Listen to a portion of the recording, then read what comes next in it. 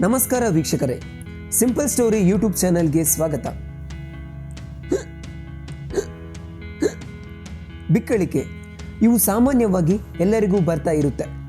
ಬಿಕ್ಕಳಿಕೆ ಬಂದಾಗ ಯಾರೋ ನಮ್ಮನ್ನು ನೆನೆಸ್ಕೋತಾ ಇದ್ದಾರೆ ಅಥವಾ ಯಾರೋ ನಮ್ಮನ್ನು ಬೈಕೋತಾ ಇದ್ದಾರೆ ಅಂತ ಹೇಳುವುದುಂಟು.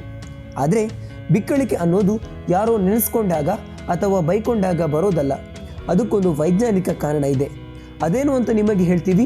ಅದಕ್ಕೂ ಮುಂಚೆ ನೀವು ಇನ್ನೂ ನಮ್ಮ ಚಾನಲನ್ನು ಸಬ್ಸ್ಕ್ರೈಬ್ ಆಗಿಲ್ಲ ಅಂದರೆ ಈ ಕೂಡಲೇ ಸಬ್ಸ್ಕ್ರೈಬ್ ಆಗಿ ಪಕ್ಕದಲ್ಲಿರುವ ಬೆಲ್ ಐಕಾನನ್ನು ಕ್ಲಿಕ್ ಮಾಡಿ.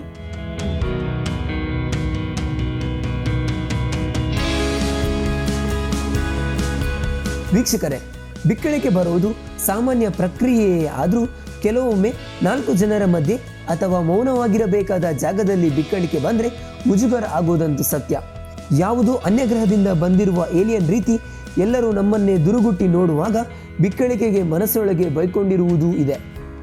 ದೊಡ್ಡವರು ಚಿಕ್ಕವರು ಎನ್ನದೆ ಪ್ರತಿಯೊಬ್ಬರಿಗೂ ಬರುವ ಬಿಕ್ಕಳಿಕೆಗೆ ನಾವು ನಮ್ಮದೇ ಆದ ಕಾರಣಗಳನ್ನು ಕೊಡ್ತಾ ಬಂದಿದ್ದೇವೆ. ನೀವೊಂದು ಗಮನಿಸಿದ್ದೀರಾ? ಬಿಕ್ಕಳಿಕೆ ಹೆಚ್ಚಾಗಿ ಏನಾದರೂ ತಿನ್ನುವಾಗಲೇ ಬರುತ್ತೆ. ಮುಖ್ಯವಾಗಿ ಈ ಉದ್ದಿನ ದೋಸೆ, ಇಡ್ಲಿ ಒಂದೇ ಸಲ ತಿಂದರೆ ತಕ್ಷಣಕ್ಕೆ ಬಿಕ್ಕಳಿಕೆ ಬಂದು ಬಿಡುತ್ತೆ. ಹಾಗಾದರೆ ಬಿಕ್ಕಳಿಕೆಗೂ ನಾವು ತಿನ್ನುವ ಆಹಾರಕ್ಕೂ ಏನಾದರೂ ಸಂಬಂಧ ಇದೆಯಾ? ಖಂಡಿತ ಇಲ್ಲ. ನಾವು ಯಾವ ಥರ ತಿಂತೀವಿ ಅನ್ನೋದು ಬಿಕ್ಕಳಿಕೆಗೆ ಕಾರಣ ಆಗುತ್ತೆಯೇ ಹೊರತು ಯಾವ ಆಹಾರ ತಿಂತೀವಿ ಅನ್ನೋದರ ಮೇಲೆ ಅಲ್ಲ.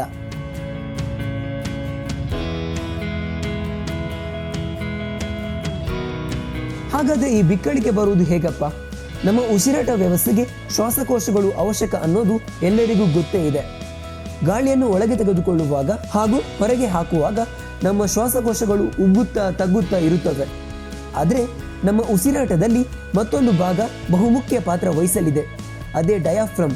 ಶ್ವಾಸಕೋಶದ ಕೆಳಭಾಗದಲ್ಲಿರುವ ಈ ಡಯಾಫ್ರಮ್ ಕೆಳಗಡೆ ಬಂದಾಗ ಶ್ವಾಸಕೋಶಗಳು ಉಬ್ಬೋದ್ರಿಂದ ಗಾಳಿ ಒಳಗೆ ಹೋಗುತ್ತೆ.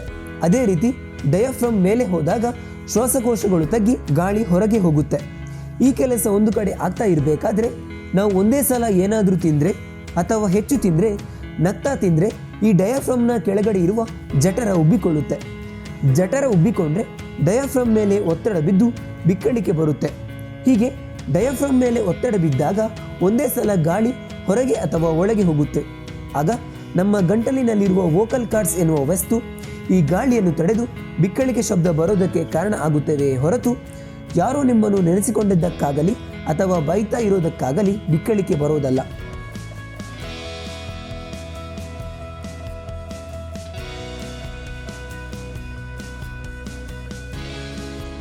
ಇನ್ನು ಈ ಬಿಕ್ಕಳಿಕೆ ನಿಲ್ಲಿಸುವ ವಿಚಾರಕ್ಕೆ ಬಂದರೆ, ಸಾಮಾನ್ಯವಾಗಿ ಏನಾದರೂ ಶಾಕ್ ಆಗುವ ವಿಚಾರ ಹೇಳಿದರೆ ಬಿಕ್ಕಳಿಕೆ ನಿಲ್ಲುತ್ತೆ ಅಂತಾರೆ. ಅದು ಕೆಲವೊಮ್ಮೆ ವರ್ಕ್ ಆಗುತ್ತೆ ಕೂಡ. ಆದರೆ ಇದಕ್ಕೆ ಸರಿಯಾದ ವೈಜ್ಞಾನಿಕ ಸಾಕ್ಷಿಗಳಿಲ್ಲ.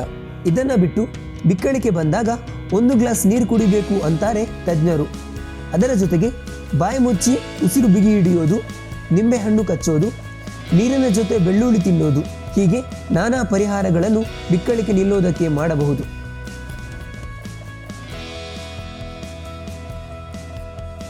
ವೀಕ್ಷಕರೇ, ಸಾಮಾನ್ಯವಾಗಿ ಬಿಕ್ಕಳಿಕೆ ಸ್ವಲ್ಪ ಹೊತ್ತಿನಲ್ಲಿ ಕಡಿಮೆ ಆಗುತ್ತೆ.